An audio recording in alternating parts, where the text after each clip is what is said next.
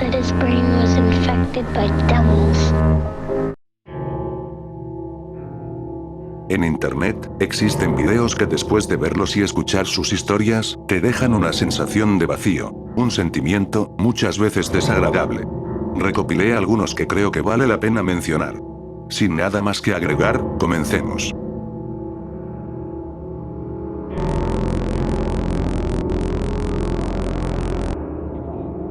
El 19 de junio de 2022, en el estado de Connecticut, se llevó a cabo el arresto de un hombre de entonces 36 años, llamado Randy Cox. Randy fue puesto dentro de una furgoneta de policía, luego de que el departamento de emergencias recibiera una llamada afirmando que Randy estaba amenazando a una mujer con un artefacto de fuego. El video, captado por las cámaras de seguridad tanto del oficial a cargo como del vehículo, muestran a Randy subir esposado, moviéndose en la parte trasera de la camioneta. En un momento dado, el oficial frena bruscamente para evitar un choque, haciendo que Randy, quien tenía las manos detrás de la espalda, y además no se le puso un cinturón de seguridad, impactara de cabeza con el borde del interior de la camioneta.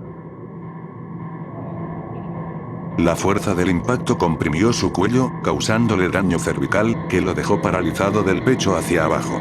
Randy le pidió ayuda al oficial, que decidió llamar a una ambulancia. Sin embargo, no fue de mucha ayuda, pues al llegar a la estación de policía, un total de 5 agentes intentaron bajarlo del vehículo, ignorando completamente a Randy cuando decía que no podía moverse. Slide down, man. No, Jay. Just slide down so you can get out of here. Look, if you gotta drive me, don't start home. All right, now. Almost there. You're almost there. You gotta get your shoulders out. Ready? One, right. 2, 3. Stand up. Here we go. All right. Get up. How you making out? Ready? Actually, go over the yeah. Get the Yeah. Huh? You crack it. You just drink too much. Lo acusaron de haber bebido mucho o de haber estado fingiendo. Finalmente fue llevado a su celda, esposado de manos y pies mientras se resolvía su situación legal. Al final, los cargos por los que Randy fue arrestado fueron desestimados. Resultó ser inocente. El video es angustiante, y pese a tener evidencia de la conducta indiferente de los oficiales, ninguno de ellos sufrió algún cargo penal importante. En 2023, Randy Cox recibió una indemnización de $45 millones, que aunque es un acuerdo esperado, no le devolverán la movilidad de su cuerpo.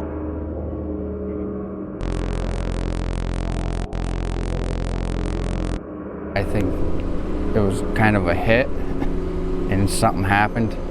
Something went bad and this is like a rural area, so they just wanted to plant the body somewhere else besides wherever the hell they were from. I'm like, what the hell's going on? And now I realize that's what they were actually doing. I had no clue. It's sad to say that that's someone's either daughter, mother, whatever, both, child.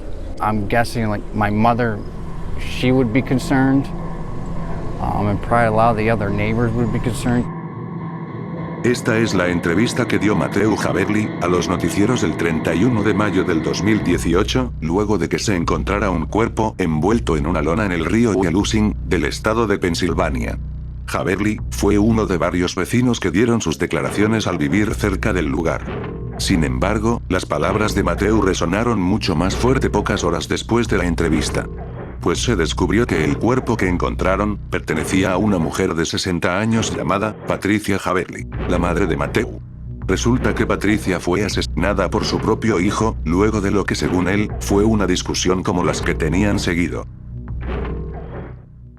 Tuvieron un forcejeo y Matthew terminó empujándola haciendo que se golpeara la cabeza, perdiendo la vida.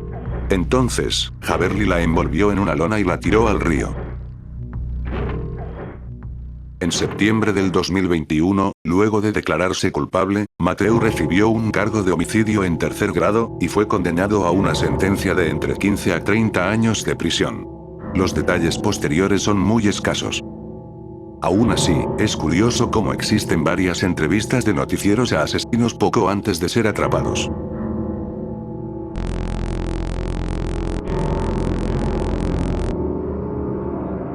El caso de Gabriela Elizabeth Muñiz Tames, más conocida como la Pelirroja, es uno de los más impactantes de la época de la guerra contra el narcotráfico en México. Gabriela decidió meterse al mundo criminal, de la mano de su pareja, quien se dice, era un miembro importante del cártel del Golfo, con una de las actividades más detestables que existen, el secuestro. En su afán de conseguir dinero, Gabriela orquestó privaciones de la libertad contra miembros de su familia, incluyendo a algunos de sus primos. Esto último, propició que la arrestaran en julio del 2009 con su banda de secuestradores. Gabriela fue trasladada al penal de Topo Chico, institución infame por los múltiples casos que se han dado ahí dentro. Durante su estancia, Gabriela se enamoró de un hombre que pertenecía a los Zetas, enemigos del cártel del Golfo. Esta información se esparció al exterior, lo que hizo que empezara a recibir amenazas y agresiones en el penal. Gabriela fue torturada a diario, además de que fue llevada a un cuarto, donde personas que tenían SIDA, se aprovecharon de ella.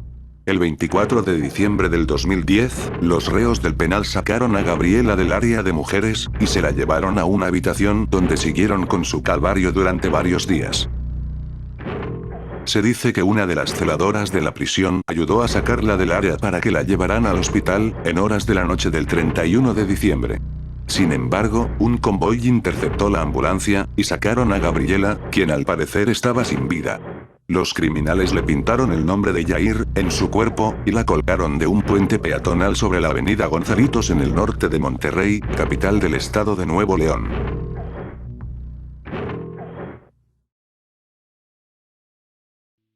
Según se dice, a la celadora que la ayudó a escapar, la hicieron pedazos y la metieron en una hielera. Supe de este caso hace relativamente poco, y mientras veía contenido sobre el mismo, me apareció este video, que realmente me incomodó. El video, La sombra de Gabriela Elizabeth Muñiz Támez, fue subido el 7 de enero del 2011, tan solo una semana después de que se encontrara su cuerpo colgando. El mismo muestra imágenes de la silueta de Gabriela, además de planos de su cuerpo sin vida, acompañados de una estrofa de la canción de Los Terribles del Norte, que hace aún más tétrico el video.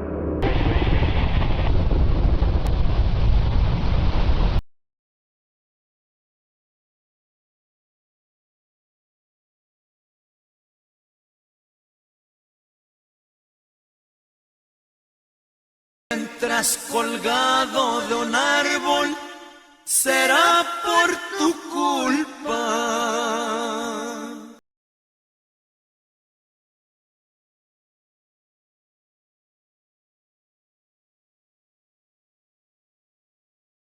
Te encuentras colgado de un árbol, será por tu culpa.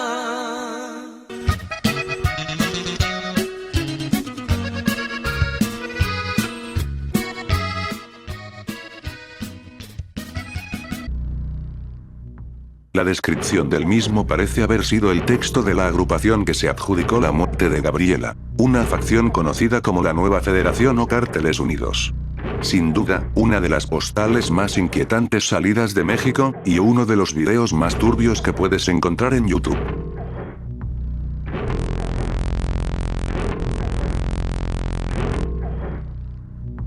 El 4 de agosto del 2002, ocurrió un incidente en Inglaterra, que ha pasado a ser conocido como los asesinatos de Souham. Las víctimas de este crimen fueron Holly Wells y Jessica Chapman, ambas de 10 años. Las dos estudiaban en la escuela primaria local, donde un hombre de 28 años en ese entonces, llamado Ian Huntley, trabajaba como barrendero. Ese día domingo, Jessica estaba de visita en la casa de Holly, mientras realizaban una barbacoa. En un momento dado, ambas amigas salieron a comprar caramelos. La tienda quedaba cerca de la casa de Huntley, quien las observó aproximarse. Se puso delante de las pequeñas y les dijo que, la que fue su maestra durante un tiempo, Maxine Carro, quien era novia de él, se encontraba en la casa, y las invitó a pasar a saludar. Esto era falso, y las niñas no lo supieron hasta que entraron y Huntley las asfixió. Ambas fueron declaradas como desaparecidas alrededor de las 9 de la noche, y rápidamente se esparció información para dar con su paradero. De hecho, les habían tomado una foto unas horas antes de su desaparición, y ambas portaban una playera del Manchester United. Varios días después, un noticiero entrevistó a Ian, quien se mostró nervioso y evasivo con las preguntas. Well, we have an eyewitness. Ian Huntley here is a familiar figure. Evening, Ian. You're the school caretaker. The girls, Jessica and Holly, would know you, and they saw you on the front doorstep. What went on? The girl, I don't know the girls. I stood on the front doorstep grooming my dog down. She'd run away and come back a bit of a mess. They just came across and asked how Miss Carr was, as she used to teach them at St Andrews. I just said she weren't very good, as she hadn't got the job. And they just said, please tell her that we're very sorry. And off they walked in the direction of the library over there. El reportero lo consideró sospechoso y decidió avisar a las autoridades. Días después, se entrevistó a la novia de Ian, Carr, quien se encontraba de viaje para el momento del crimen. Al preguntarle por Holly Wells, ella se refirió a ella en pasado, como si ya no estuviera viva. Esto mucho antes de que se encontraran sus cuerpos. El crimen aún se consideraba una desaparición para ese momento. La pareja fue interrogada el 16 de agosto, y mientras estaban fuera, se registró su hogar, encontrando la ropa que tenían las niñas cuando se les vio por última vez.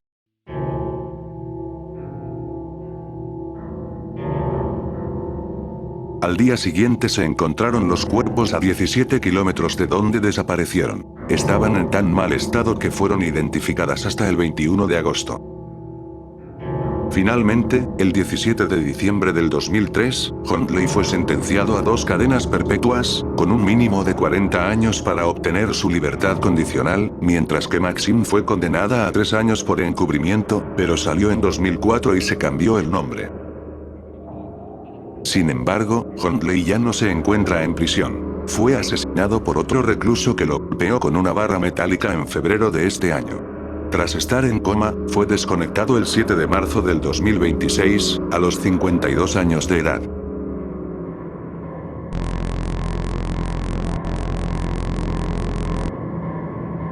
El 11 de mayo del 2011, Timothy Pitchen, de 6 años, fue dejado en la escuela de Aurora, del estado de Illinois, por su padre. Poco tiempo más tarde, fue sacado de la escuela por su madre, Amy Fry Pitchen, diciendo que había surgido una emergencia familiar. Esto resultó ser una mentira. Amy se llevó a su hijo a un viaje de 3 días a algunos parques de atracciones. El 13 de mayo, Amy se puso en contacto con su familia para avisarles que se encontraban bien. Sin embargo, en ningún momento se puso en contacto con su marido.